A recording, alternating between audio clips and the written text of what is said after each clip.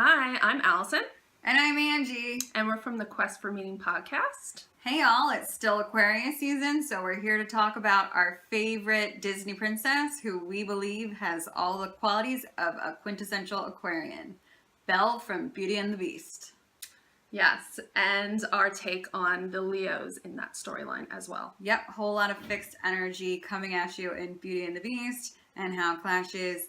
And I guess we want to talk a little bit about how why we think Belle is an Aquarian and just quintessential Aquarian right from the very get-go. Yeah, from the very get-go, I would say my favorite scene and probably one of the most popular scenes is the scene of her going around town. And she's essentially saying that she wants more than this provincial life. And she's, kind of judging all the townsfolk and just wanting this adventurous, meaningful life that's so much more than the day-to-day. And I think that's so Aquarian. Exactly. She sees everyone in her provincial French hometown that she's thinking about. She just says there must be more provincial life. I do think Belle is a little bit of a snob, but she does not conform to her tribe of origin, and she spends a lot of times with her nose in the books, dreaming about what might be out there, spending a whole lot of fixed air energy, thinking about it, wondering about it, and wondering if it might ever come to her, which obviously the big plot twist is that her father, should we say gets held hostage, or? Yeah, he gets held hostage. So when Belle's father gets kidnapped, she alone is the only one to care enough to go look for him. So that leads her on her trek to the Beast's castle. Yeah, I mean, she is definitely very headstrong. She's very headstrong. She's strong. And what I like about her is she's not willing to settle at all, which again is a very Aquarian thing. Like, it takes them a long time to kind of come into their own, like we said in the Aquarius video. And in doing so, she wasn't willing to settle for the handsome guy, and she wasn't willing to just, make babies like Gaston wanted to do with her. Exactly. So now that you're bringing Gaston up, who is our handsome villain in the movie, Gaston is absolutely the quintessential Leo. Yes. We see Leos quite a bit in Disney films just because they have so much self-love that, often is villainized. But who sings "No one hits like Gaston, matches which like Gaston, no one spits like Gaston"? So believe me, there is a whole lot of self-love. And like a Leo, that love just shines. Everyone gets swept up in him. He might be very vain, but he's got very good friendships.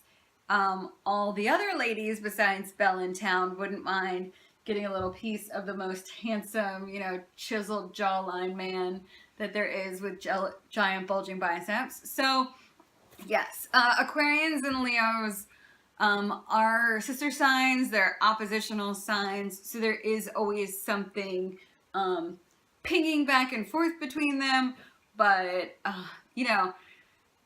they're what Gaston's blind spot is that Belle mentally is a million miles away in some other town that is not so provincial, that she hasn't figured out how to get to yet, but she's beautiful, he's beautiful, and I actually think he says, that means they should be together. Yeah, that's enough for him. That's enough for him.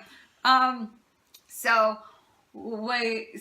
Belle does then get to the castle.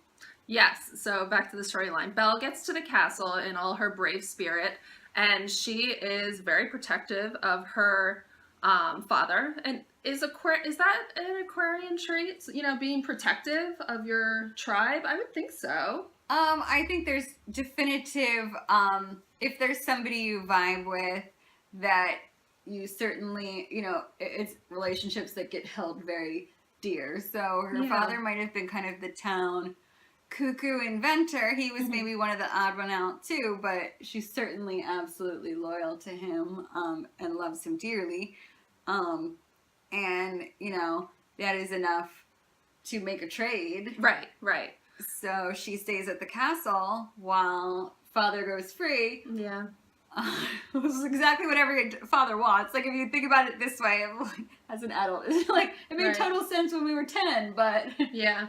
But now, Bella's in the castle with singing and dancing, teapots, clocks, candelabras, and the Beast. I know, and the thing that I think is so amazing and Aquarian about it, or at least correlates with the air sign of creativity, and I think that air signs are just a little bit more open-minded to the idea of magic than, say, earth signs that really need to see it to believe it, or water signs that really need to, again, kind of more see it to believe it or just really feel it in their gut. Like, I think that air signs, which are Gemini, Libra, and Aquarius, are all just a little bit more open-minded to the idea of magic. So, you know, she was a little surprised, but she kind of like just, you know, found her tribe in this group of castle...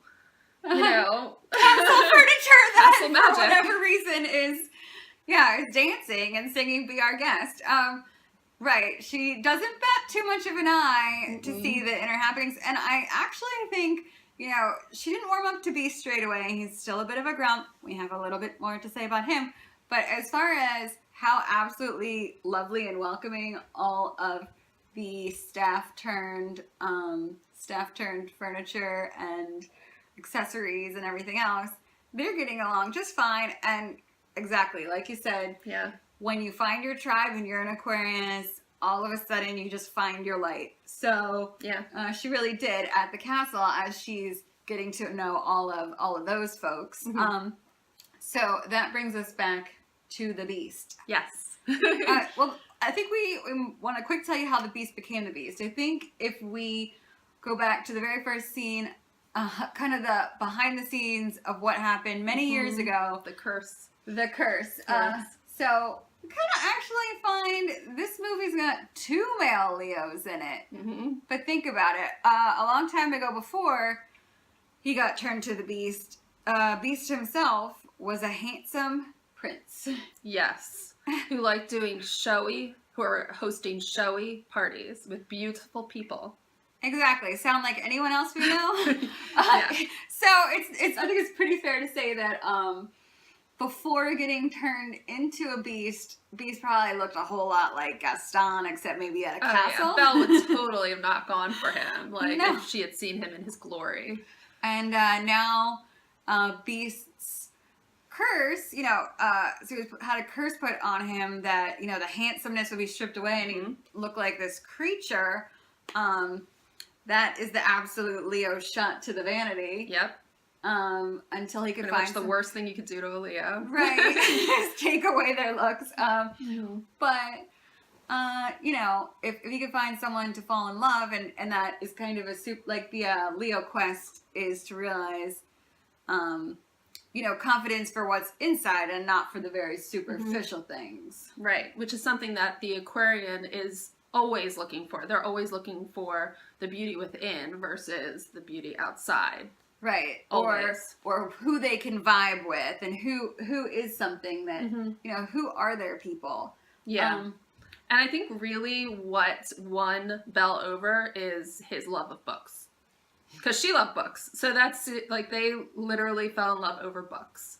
And I think that, again, is very Aquarian, because I think they love, like, intellectual matters, and they love reading about stories of greatness and like Gaston. So I actually do want to say, Leos, because they shine so bright, that brightness does extend to their friends. They're loyal people, and they have loyalty straight back. So while Gaston's friends were singing about how great he is, because no one dislikes Gaston, Beast's friends, who were his very loyal house staff, the castle staff, were also hyping him up. They're, you know, kind of telling Belle he's not so bad.